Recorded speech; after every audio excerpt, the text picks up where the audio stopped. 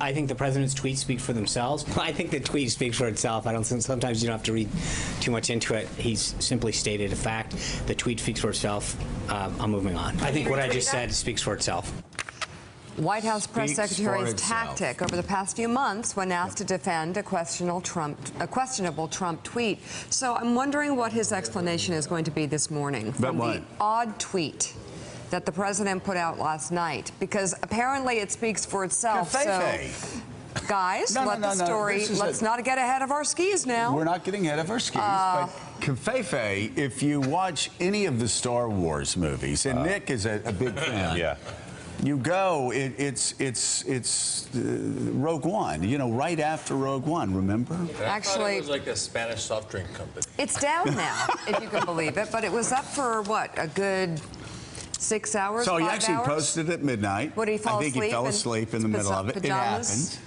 And they just took it Who down. tweets in bed? Anybody? Well, I think we've all Good morning, everyone. It's Wednesday, May 31st. With us, we have political writer for the New York Times, Nicholas Confessori, former aide to the George W. Bush White House and State Department's Elise Jordan, and New York Times reporter Michael Schmidt in Washington. Schmidt knows everything. Schmidt, what does Covfefe mean? What the heck? Did the President of the United States, the leader of the free world, which is the status is rapidly diminishing. There we go. I was just trying to figure out if it was Comey or not, but it didn't look like it was Comey. Covfefe. See, Schmidt sees Comey in everything. See, it's just like... So where's the team?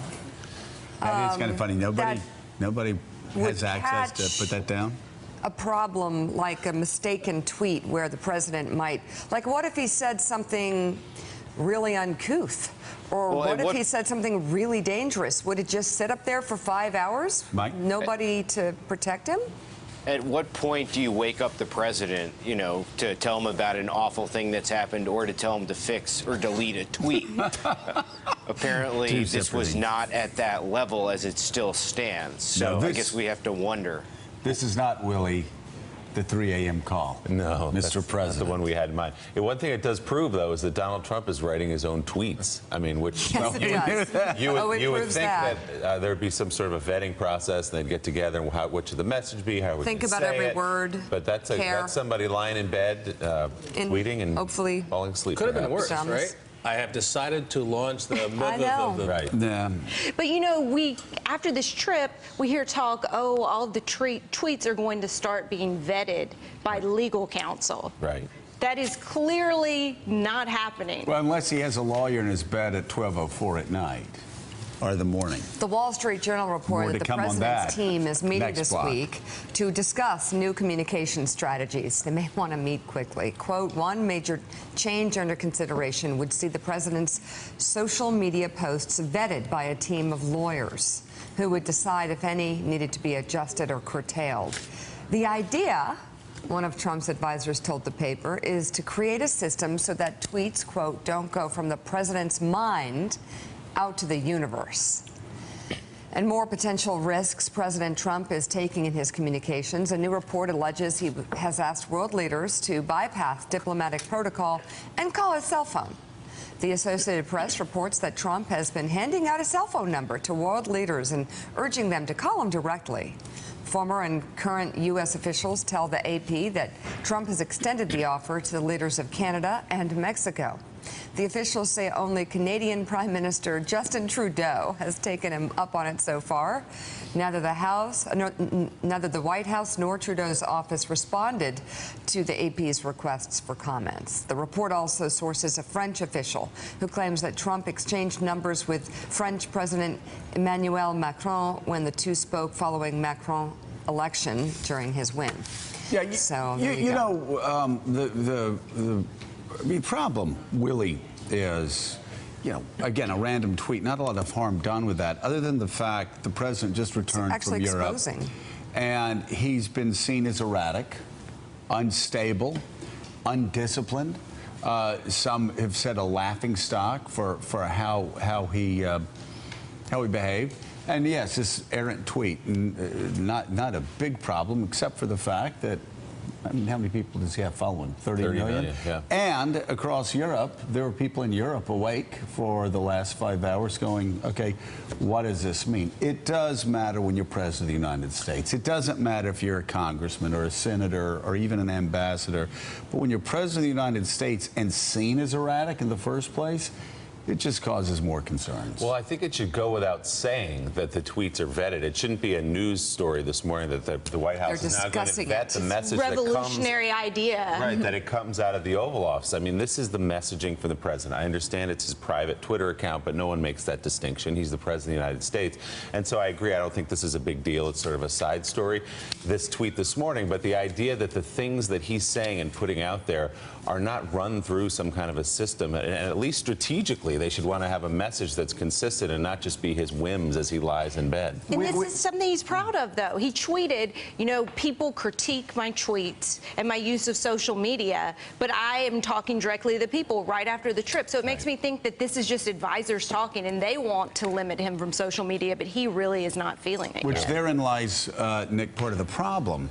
Is you have the president that's going around and he wants to get rid of people that are working for him. He wants to blame people for actually the bad decisions he's making. He wants an overhaul of his communication strategy. When you can go back and look at so many of the things that have gone wrong over the past couple months, all went back to the original sin of that Obama tweet, which he did himself. Right. 95% of Trump's problems are all self-inflicted. So that tweet actually is pretty symbolic of a bigger problem that the White House can't bring order to this madness because the madness starts at the top. Look, I think anytime you're trying to create structures around the chief executive to stop him from being him, it's a problem. And you can't really do that. It can't ever really work. This would be his 6th or 7th or 19th shakeup since he started running for president. It's really all about his choices. And look, I suspect the president tweets for the same reason we all do. You know, the instant feedback, the instant gratification of talking directly to people and getting a response directly. But it's not always a good thing or a useful thing if you're president. No, and the fact that that he can't be trusted with less than 140 characters is a very sad reality that the country at some point has to face. Now, But also, though, the reality is that there's some of people in his base, the 38, 39%, that will like that tweet and understand what it says? No, but connect with him? They like him tweeting. They like him getting around the media and saying fake news even when it's clearly the truth. What something's being reported on, he'll just say fake news. That's right. The intoxication of it all, you know, is also that he can create his own alternative reality on Twitter. Right. He can create his own set of facts, his own narrative. And for a guy who's under the kind of pressure he's under right now, who's under investigation, I think it's probably intoxicating. And also for a guy, Willie, he's always created his own reality. I even remember back when he did The Apprentice, he would like, you remember he would always like send over email around to people, you know, had the number one show this week, and then you would look at it and go, I swear to God, you look at it and go, wait, it was number 23. Right? And I'm serious, and so I kept saying, wait, is there a demo? There's a demo.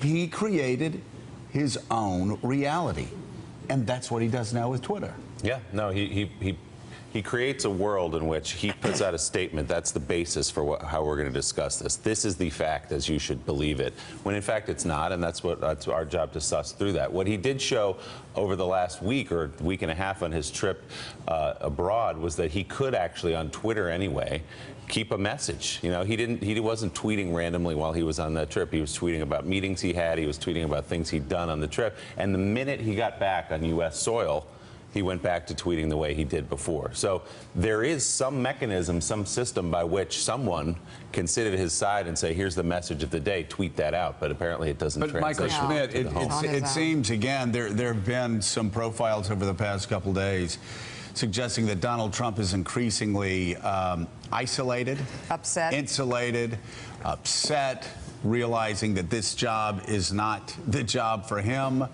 overeating, et cetera, et cetera, et cetera. I just wonder if he's on a foreign trip and his wife is with him and there's activity and there are plans, whether at that point he's more engaged. And then he comes back to the White House, and if what everybody's been saying on the inside is true, the guy just kind of bangs around the White House by himself, walking around. Even if you look at these tweets, it's obvious. He was awake after midnight last night. He wakes up around 5 o'clock every morning and he took it down. Starts reading the newspapers, and he took it down, you know, a little after 5. The thing about the tweets that I find interesting is in regards to the Russia story, he's actually been he's really hurt himself, because when he tweeted about Comey saying maybe he should watch out, maybe there are tapes, that motivated some of the folks that I was talking to about Comey's interactions with Trump and led to them talking about how Trump told Comey to end the Flynn investigation. So the tweets sort of plant ideas in people's heads and loosen them up to talk about things or motivate them in ways that they wouldn't be before. And in that case, it really hurt him because it led to Bob Mueller being appointed to special counsel. Yeah, and so Donald Trump has just now tweeted, who can figure out the true meaning of convive, enjoy. Actually, you know, Mr. President, we wish you were stable enough that we could enjoy that. Exactly. And we could laugh. But the fact is, you have acted erratic, you continue to act erratic, and nobody is laughing. What? Thanks for checking out MSNBC on YouTube, and make sure you subscribe to stay up to date on the day's biggest stories. And you can click on any of the videos around us to watch more from Morning Joe and MSNBC. Thanks so much for watching.